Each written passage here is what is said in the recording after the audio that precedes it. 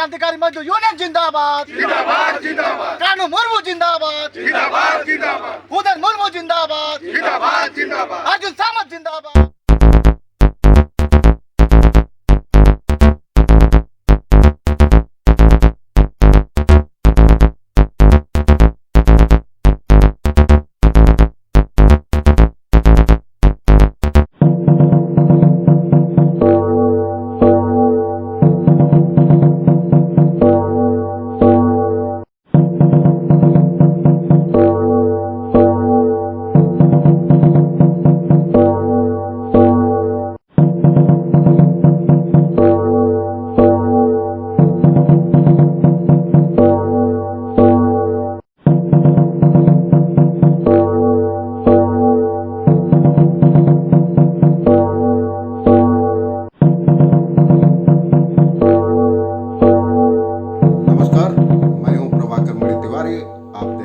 खास कार्यक्रम politics with Prabhakar.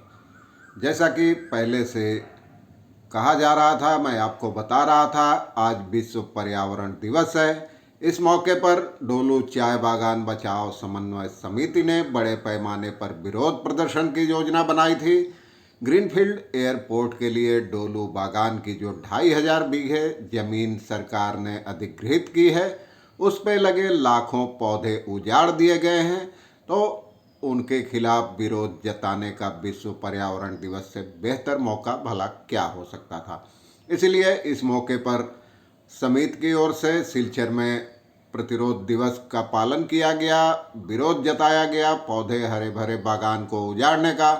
इसमें स्कूली छात्र छात्राओं से लेकर बागान के मजदूरों और समाज के विभिन्न तबके के लोगों ने हिस्सा लिया।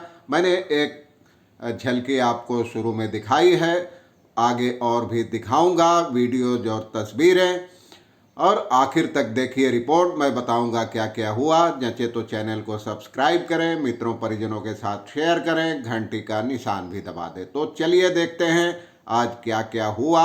आपको दिखाऊंगा तस्वीरें, वीडियो और लोगों ने कैसे विरोध जताया।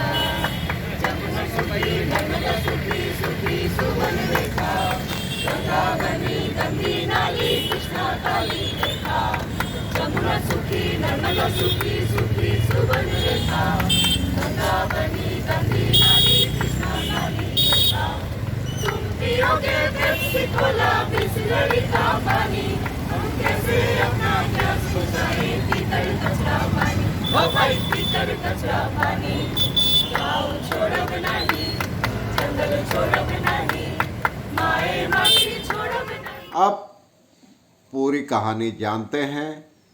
डोलू चाय बागान जो सिलचर में है, मुनाफा कमाने वाला बागान है।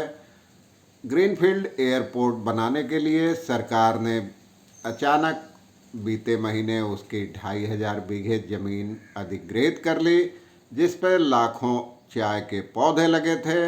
अचानक पुलिस भारी तादाद में तैनात कर दी गई, धारा 144 लागू कर दी गई और सैकड़ों जेसीबी लगाकर पौधों को उखाड़ने का काम शुरू हो गया। और जो समझौता हुआ था जिला प्रशासन, डोलू बागान के प्रबंधन, उस पर 3 मजदूर यूनियनों ने हस्ताक्षर किए थे, INTUC, C2 और BMS।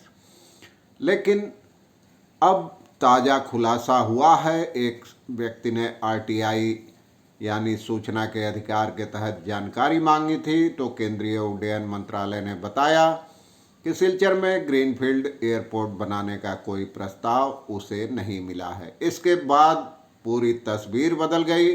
वैसे भी असम मजदूरी श्रमिक यूनियन के बैनर तले डोलू बागान के मजदूर महीने भर से लंबे समय से आंदोलन कर रहे हैं और इस आंदोलन को दबाने की भी कोशिशें हो रही है। यूनियन के नेताओं को बार बार थाने बुलाकर पूछताछ की जा रही है। अब भी इलाके में धारा 144 लागू है। मीडिया समेत बाहरी लोगों के प्रवेश पर पाबंदी है और पुलिस पर अत्याचार के भी आरोप लगे हैं, मजदूरों को धमकाने के आरोप लगे हैं। ये तमाम चीज़ें चल ही रही थी, लेकिन इस बीच आरटीआई के खुलासे ने सब जिन लोगों ने हस्ताक्षर किए थे, जो एयरपोर्ट परियोजना का समर्थन कर रहे थे, उनके लिए भारी मुश्किलें पैदा कर दी है। अब वो सफाई देते फिर रहे हैं। सीटू ने तो जिला उपायुक्त को पत्र लिखकर इस मुद्दे पर साफ बयान देने की मांग की है। कल पत्र भेजा, एकदम अर्जेंट इस मैटर को ट्रीट करने का अनुरोध किया है। बीजेपी भी, अब बीजेपी के नेता तरह तरह की बात कर रहे हैं, आरटीआई के जवाब को गलत ठहरा रहे हैं। नेताओं का कहना है कि शायद जिस अधिकारी ने जवाब दिया उसे पूरे मामले की जानकारी नहीं थी। हालांकि ऐसा होता नहीं है। आरटीआई का जवाब बहुत सोच समझ कर दिया जाता है, तथ्यों के आधार पर दिया जाता है। और तमाम आरोपों के केंद्र में स्थानीय सांसद राजदीप राय हैं। उन पर अंगुलियां उठ रही हैं, लेकिन उन्होंने भी सफाई दी है। उनका कहना है कि ऐसा कुछ नहीं है, जो भी हुआ है समझौते के तहत हुआ है। अब समझौता करने वाली यूनियनें मुश्किल में फंस गई हैं।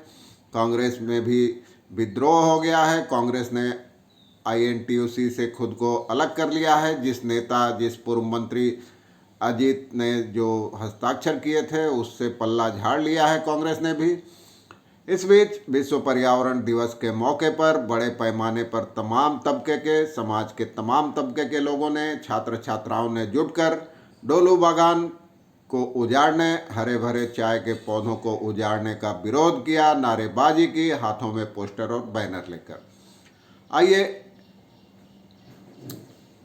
मैं बताता हूँ। 15 जून को एक नागरिक रैली का आयोजन किया गया है 8 सूत्री मांगों के समर्थन में। मैंने कल भी आपको बताया था। इसमें कहा गया है कि 8 सूत्री मांगों में कि चाय उद्योग को बर्बाद किए बिना सिलचर में एयरपोर्ट बने, यह मांग है। इसके अलावा डोलू की ज़मीन के गैर कानूनी अधिग्रहण को रोक दिया जाए, आम लोगों से बात कर एयरपोर्ट की जगह सरकारी गाइडलाइन मानकर तय किया जाए।